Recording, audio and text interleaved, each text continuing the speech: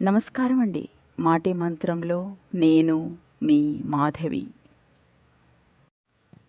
ఇంటితో పోలిస్తే తలుపు చాలా చిన్నది. తలుపుతో పోలిస్తే తాళం చాలా చిన్నది. ఎంత పెద్ద ఇంట్లోకి వెళ్ళాలన్నా చిన్న తాళం చెవి ఉండాల్సిందే. అలాగే చిన్న ఆలోచన ఎంత పెద్ద సమస్యకైనా పరిష్కారాన్ని చూపెడుతుంది. ఆడపిల్ల ఉసురు అన్నిటికంటే ప్రమాదకరం. బాగా గుర్తుపెట్టుకోవలసిన విషయం.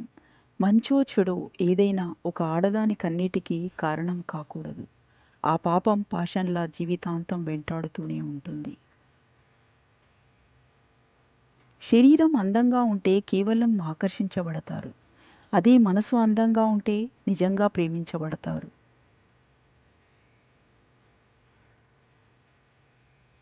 భగవంతుడు ఎప్పుడూ అద్భుతాలు సృష్టించడు, అవకాశాలు మాత్రమే కల్పిస్తాడు.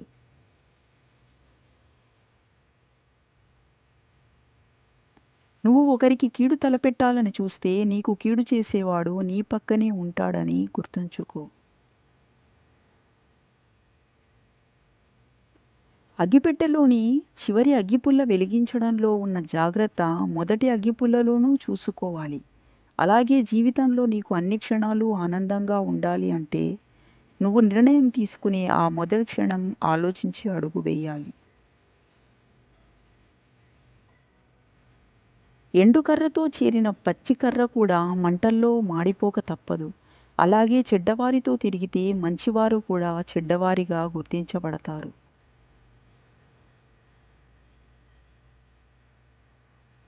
ఈ ప్రపంచంలో మనకంటూ ఏమీ లేకపోయినా పర్వాలేదు కానీ మనమే ప్రపంచంగా భావించే ఒక్కరు తోడుగా ఉంటే చాలు. ప్రతిభ అందరికీ ఒకేలా ఉండకపోవచ్చు.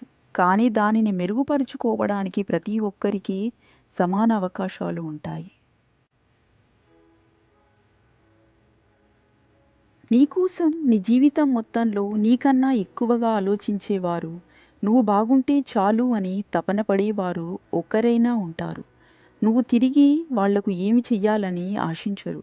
నువ్వు చెయ్యాల్సిందల్లా వారు నీపై పెట్టుకున్న నమ్మకాన్ని నిలబెట్టుకోవడమే.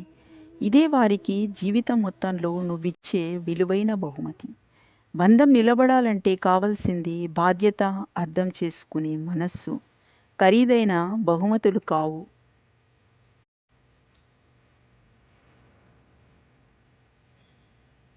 చిన్నప్పుడే బాగుండేది. పడుకోగానే ఏ ఆలోచన లేకుండా నిద్ర పట్టేది. కానీ ఇప్పుడు నిద్ర రావాలంటే ఆలోచనలతో యుద్ధం చేయాల్సి వస్తుంది కొందరికి. నిప్పు, అప్పు, పగ తమంతట తాము తరగవు, పెరుగుతూనే ఉంటాయి. అందుకే నిప్పును ఆర్పాలి, అప్పును తీర్చాలి, పగను సమూలంగా తుంచేయాలి.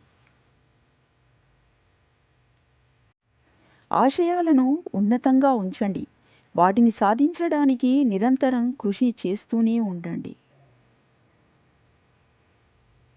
మనిషికి అణకువ లేకుంటే ఎంత అందంగా ఉన్నా అది ఎదుటివారికి అసహ్యంగానూ, వికారంగానూ కనిపిస్తుంది. చనిపోయిన తర్వాత శవానికి నిప్పు పెట్టేవారి కంటే బ్రతికుండగానే మనసుకు నిప్పంటించి ఆనందించే వాళ్లే ఎక్కువ నేటి సమాజంలో. ఒక నిజం కొద్ది కాలం బాధించవచ్చు, కానీ ఒక అబద్ధం జీవితాంతం వేధిస్తుంది. నిజం నొప్పిని ఇస్తుంది, అబద్ధం ఆనందాన్ని ఇస్తుంది. కానీ నిజం ఇచ్చిన ప్రశాంతత అబద్ధం ఇవ్వలేదు అని గుర్తుపెట్టుకోవాలి. నిజాన్ని నమ్మించాలంటే రుజువు కావాలి. అదే అబద్ధాన్ని నమ్మించాలంటే కేవలం నటిస్తే చాలు.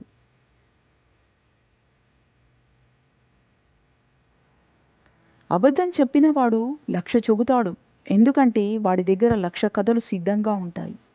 నిజం చెప్పేవాడు ఒక్క విషయమే పదే పదే చెబుతాడు, ఎందుకంటే నిజం అనేది ఒక్కటే ఉంటుంది కాబట్టి. ప్రవర్తన అనేది తెల్ల కాగితం లాంటిది. ఒక్కసారి దాని మీద మరక పడితే మళ్ళీ తెలుపు కావడం చాలా కష్టం. చేతి నిండా డబ్బున్నప్పుడు నువ్వు ప్రపంచాన్ని మర్చిపోతావు. రూపాయి కూడా చేతిలో లేనప్పుడు ప్రపంచం నిన్ను మర్చిపోతుంది.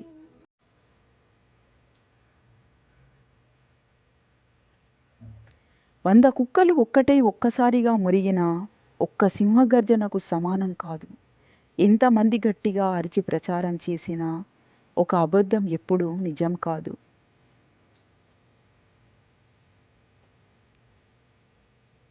మన వ్యక్తిత్వం నిండా మచ్చలు పెట్టుకొని ఎదుటివారి వ్యక్తిత్వంలో మచ్చలు వెతుకొద్దు. ఆకాశాన ఉన్న సూర్యునిపై దుమ్ము వెయ్యాలని ప్రయత్నిస్తే అది తిరిగి మన మీదనే పడుతుంది.